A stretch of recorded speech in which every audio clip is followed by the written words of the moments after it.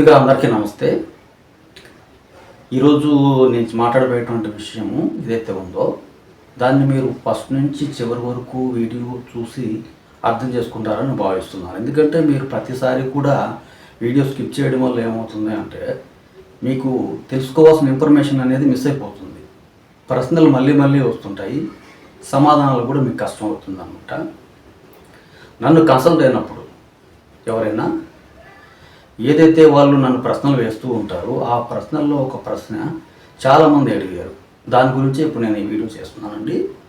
ఆ ప్రశ్న ఏంటి అంటే, మాకు వివాహం అయింది, పిల్లలు ఉన్నారు, బంగారం ఉంది, కార్లు ఉన్నాయి, ఆస్తులు ఉన్నాయి, ఎన్ని ఉన్నప్పటికీ కూడా మనసు అనేది ప్రశాంతంగా ఉండడం లేదు. ఎందుకు సార్? మీరు చెప్పేవన్నీ జరుగుతున్నప్పటికీ కూడా మీరు 2026లో మీ మనసు చాలా సంతోషంగా ఉంటుంది, బాగుంటుంది అని చెప్పారు. కానీ ఇలా లేదు అని కొంతమంది నేరుగా కొంతవరకు చెప్పగలిగితే, కొంతమంది చెప్పలేక వాళ్ళ బాధను కూడా వ్యక్తం చేసుకోవడం అనేది జరిగింది. సో నా సైడ్ నుంచి నేను తీసుకున్నప్పుడు అండి, నేను ఎంతమందికి అయితే జాతకాలు చెప్పాను, ఇప్పుడు మనం ఏదైతే మన లైవ్కి వీడియోస్ చూడడానికి ఎవరైతే వస్తున్నారో వాళ్ళ గురించే మనం మాట్లాడుకున్నట్టయితే, ఒక అమ్మాయికి ఈ 2026లో గృహం కొనుక్కుంటారు, ఖచ్చితంగా మీరు తప్పదు అనుకున్నటువంటి వాళ్ళు గృహం కొనుక్కొని ఆ ఇంట్లో చేరడం అనేటువంటిది కూడా జరిగిపోయింది. తనకు తెలుసు, ఇప్పుడు ఈ వీడియో చూస్తుంటారు కాబట్టి.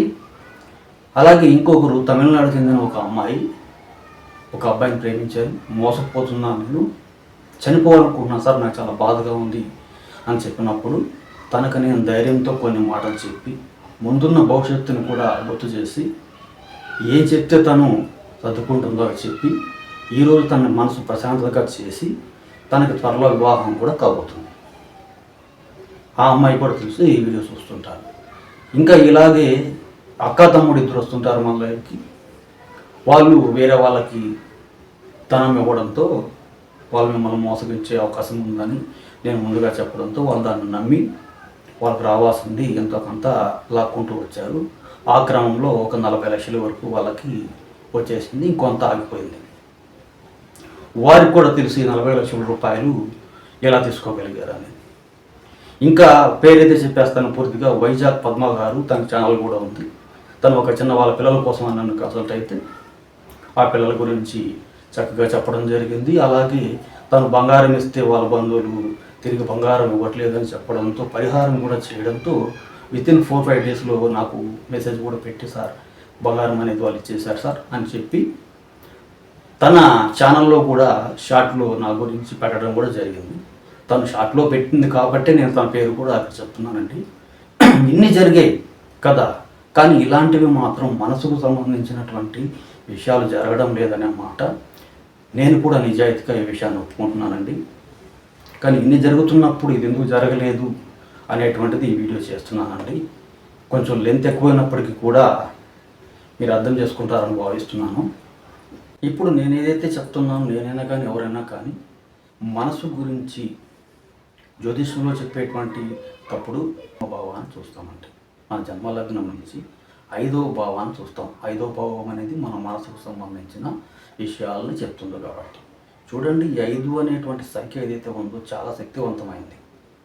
పంచేంద్రియాలు, పంచభూతాలు చూసారా, ఈ 5 అనేది ఎంత శక్తివంతమైందో. అదేవిధంగా మనసు అనే స్నానం ఈ 5 చెప్తున్నప్పుడు ఒక్క 5 విషయాలు మాత్రం ఒక మనిషిని ప్రశాంతంగా ఉంచడానికి, ఇంకొక 5 విషయాలు మనిషిని ఎప్పటికీ ప్రశాంతంగా లేకుండా చేయడానికి కారణాలు అవుతాయి. ఈ విషయం చాలామందికి కూడా తెలియదండి. అంత ముఖ్యమైన విషయాన్ని ఈరోజు మీకు చెప్పబోతున్నాను. ఇక్కడ సమస్య మనసు పాడవుతుందని చెప్పారు కాబట్టి ఏ 5 విషయాలైతే మనసుకి ఇవి ఉంటాయో, ఏ విషయాలు ఉంటే మనసు పాడవుతుందో వాటిని నేను ఇక్కడ చెప్తాను. ముందుగా ఫస్ట్ అహంకారం అనేది. అహంకారం అనేది సహజంగా అధికారం వల్ల కానీ ధనం వల్ల కానీ వస్తుంది. ఇది వచ్చినప్పుడు ఫస్ట్ ఆ వ్యక్తి ఎలా ఫీల్ అవుతాడు, నన్ను తక్కువ చేసి మాట్లాడుతున్నారని, మీ స్థాయి అంతా మా స్థాయి అంతా అని, నాకు గౌరవం ఇవ్వట్లేదనే ఆలోచనలో మనసుని పాడు చేసుకుంటారు. ఈ అహంకారం అనేది కనుక ఉంటే ఈ వ్యక్తి ఎప్పటికి కూడా మనసు ప్రశాంతంగా ఉండలేడు, ఎన్ని ఉన్నప్పటికీ కూడా. ఇది కనుక ఉంటే అప్పుడు మీ ప్రశ్నకి సమాధానం దొరికినట్టే. ఇక రెండవది కోపం. సహజం. కోపం అనేది సహజంగా అందరికీ ఉంటుంది. ఎమోషన్స్ లేని మనిషి ఉండడండి. కానీ కోపం కనుక తారాస్థాయికి చేరితే మనకున్న బంధాలన్నీ కూడా భార్య, భర్త, అమ్మ, నాన్న, పిల్లలు అందరితో కూడా దూరం అయ్యే అవకాశం కూడా ఉంటుంది. మనం ఎంత ప్రేమ చూపించినప్పటికీ కూడా కోపాన్ని చూపించడం వల్ల గోడ కొట్టిన బంతిలాగా కర్మ ఎలా అయితే తిరిగి వస్తుందో, మనం ఒక మాట అన్నప్పుడు అనేటప్పుడు ముందుగా మన మనసులో నుంచి ఆ కోపం అనే భావన వల్ల మనసు పాడవుతుంది. ఆ మాటను వదిలేసిన తర్వాత మళ్ళీ తిరిగి వాళ్ళు మనల్ని ఏదో ఒకటి అన్నప్పుడు కూడా మళ్ళీ మనసే పాడవుతుంది. ఇటు కోపం వల్ల మన జ్ఞానాన్ని కోల్పోవడంతో మనకు మనసు అనేది ప్రశాంతంగా ఉండలేదు. ఇది కనుక మీలో ఉంటే దీన్ని నియంత్రించుకోవాలి, లేదా దానికి దూరంగా ఉండాలి. అప్పుడు మాత్రం మనసు ప్రశాంతంగా ఉంటుంది. ఇక మూడవది కోరిక అండి. కోరిక అనేది మనసుకు సంబంధించింది, ఇంకొకటి శరీరానికి సంబంధించిందంటే శృంగారం మీద ఎవరికైతే అధిక వ్యామోహం ఉంటుందో ఆ వ్యక్తి ఎప్పటికి కూడా ప్రశాంతంగా ఉండలేరు. ఇంకా కావాలి, ఇంకా వేరే వాళ్ళు కావాలి అనే దాంట్లో మనసు ప్రశాంతత కోల్పోతాడు. అలాంటి కోరికలు మనం సాధారణంగా ఎదుటి వాళ్ళు బాగుండాలి, మన స్నేహితులు బాగుండాలి, అమ్మకి ఆరోగ్యం బాగుండాలి, భార్య భర్త సంతోషంగా ఉండాలి, పిల్లలు బాగుండాలి అని కోరుకోవడంలో న్యాయం ఉంది. అలా కాకుండా నాకు కారులు కావాలి, బంగ్లాలు కావాలి, అధిక ధనం కావాలి, బంగారం ఉండాలి, ఇంటి నిండా 10 మంది పనులు ఉండాలి, ఇలాంటి కోరికలు ఏవైతే ఉన్నాయో ఇవి మనసుని ప్రశాంతంగా ఉంచలేవు. ఇవి నెరవేర్చుకునే క్రమంలో ఏదైతే ప్రయత్నం చేస్తూ ఉంటారో ఆ క్షణంలో వాళ్ళకు ముందున్నటువంటి ఆస్వాదించే సంతోషాన్ని అంతా వదిలేసుకొని దీనికోసం ప్రయత్నిస్తూ మనసుని ప్రశాంతంగా లేకుండా చేసుకుంటారు. ఈ సమయంలో కనుక వాళ్ళకి ఇంకా నెరవేరకపోతున్నాయి అనుకోండి, ఇంకా అదే టెన్షన్లో ఇంకొంత మనశాంతి లేకుండా పోతుంది.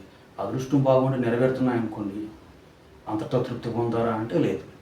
ఎందుకంటే మనకున్న వాటిల్లో అంతం లేనిది ఏదన్నా ఉంది అంటే అది కోరిక.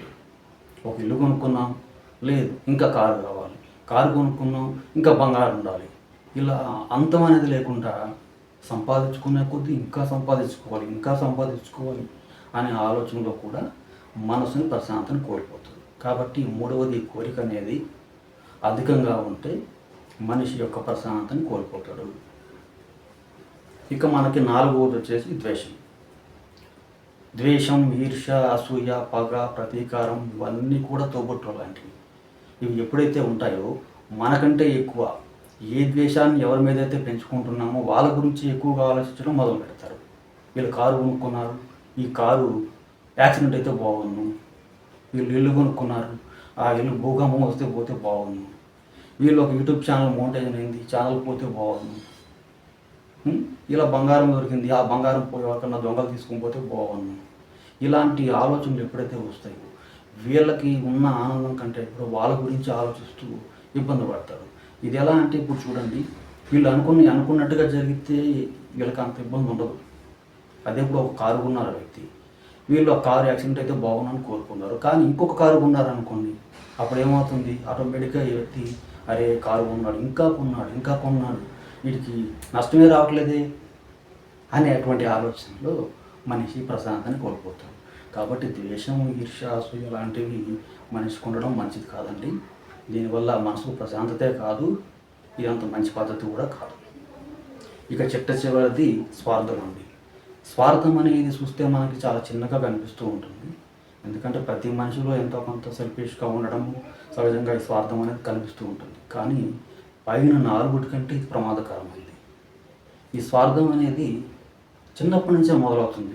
ఈ స్వార్థం ఉన్న వాళ్ళకి చిన్నపిల్లలుగా ఉన్నప్పుడు వాళ్ళతో పుట్టేటువంటి తోబుట్టువులు ఎవరైతే ఉంటారో అక్కని బాగా చూసుకుంటున్నారు, చెల్లిని బాగా చూసుకుంటున్నారు, అన్నను బాగా చూసుకుంటున్నారు, తమ్ముని బాగా చూసుకుంటున్నారని అమ్మా నాన్నలతో గొడవ పడ్డం అక్కడి నుంచే మొదలవుతుంది. నాకేమీ చూడటం లేదు, నాకేమీ లేదు, లేదా ఇది నాది, ఈ వస్తువు నాది, ఈ ఇల్లు నాది, ఈ బంగారం నాది, ఈ కారు నాది, ఇలా నాది, లేదా నాకు నువ్వేం చేసావు.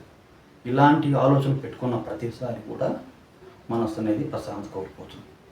చూడండి, ఇప్పుడు నాది అనుకుంటూ పోతే రేపు రోగం వచ్చి మంచాల మీద పడ్డప్పుడు కూడా నువ్వుగానే ఉంటావు తప్ప నిన్న లేపి నీళ్ళు ఇచ్చేవాళ్ళు కూడా ఉండరు. ఎందుకంటే నువ్వే అనుకుంటున్నావు కదా, నువ్వే మిగిలిపోతావు లాస్ట్కి, నువ్వేది మిగిలిచిపోయలేవు. కాబట్టి ఐదవది స్వార్థం అనేది ఉండడం వల్ల కూడా మనసుకి ప్రశాంతత అనేది కోల్పోతుంది. ఇప్పుడు చెప్పండి, జెన్యూన్గా నేను ఒప్పుకున్నాను ఈ విషయంలో ఇన్ని జరుగుతున్నాయి. ఎంతోమందికి ఉచితంగా కూడా జాతకాలు చెప్పాను, ఎంతోమందికి జీవితాలు కూడా మంచి చేయడము నా వల్ల మేలు జరిగిన వాళ్ళ తెలుసు. కానీ ఈ విషయంలో ఇలా జరిగింది అంటే ఈ 5 విషయాల్లో ఏదో ఒక విషయం మీలో ఉండి ఉంటుంది. ఒకసారి చూసుకోండి. తర్వాత రెండోది ఏంటి అంటే మన జ్యోతిషంతో పాటు ప్రతిసారి కాలాన్ని బట్టి వాతావరణాన్ని బట్టి కూడా మనుషుల యొక్క కుటుంబాలకు జన్మిస్తారు, వాళ్ళని బట్టి కూడా ఒక ఈ గుణాలు కూడా ఆధారపడి ఉంటాయండి. ఇప్పుడు ఈ రోజుల్లో చూసుకోండి, కలియుగం. ఇది వరకు రోజులని కలియుగంలో కూడా మొదట్లో మనం చూసుకున్నట్టయితే పెద్దవాళ్ళ కాలంలో ఫోన్లు ఉన్నాయా? లేవు. అప్పుడు అందరూ బంధువులతో కూర్చొని అవ్వ, తాత, అమ్మ, నాన్న, పిల్లలు అందరితో కలిసి ఆనందంగా పంచుకునే రోజు. ఎవరైనా ప్రేమించి పెళ్లి చేసుకోవాలన్నా కానీ కుల మతాలు అడ్డు రావడము, పెద్దవాళ్ళు ఒప్పుకోవడం, లేదా ఒక వ్యాపారం చేస్తున్నామంటే నష్టం వస్తుందని చెప్పేవాళ్ళు ఇవన్నీ ఉన్నాయి. కానీ ఈ రోజుల్లో అలా లేదు. నిర్ణయాలు వాళ్ళే తీసేసుకుంటున్నారు. పక్కన చెప్పే మనుషులు లేరు. ఒకరో ఇద్దరు ముగ్గురే మిగిలిపోతున్నారు కుటుంబాలకి. మొబైల్ ఒకటి దొరికితే చాలు, ఏ బంధం అక్కర్లేదు. మొబైల్కి అంత బాగా కనెక్ట్ అయ్యారు ఈ రోజుల్లో. చూడండి, మా అమ్మగారు చెప్పేవారు, అప్పుడు టీవీ ఉన్నప్పుడు కలర్ టీవీలు కూడా లేవు, బ్లాక్ అండ్ వైట్ టీవీలు ఉండేవి.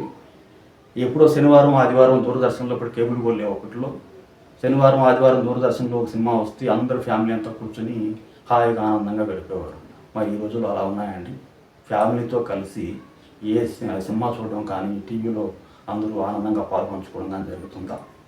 ఎవరికి వాళ్ళు మొబైల్స్ పెట్టుకొని ఎవరికి వాళ్ళు పక్క వెళ్ళిపోతున్నారు.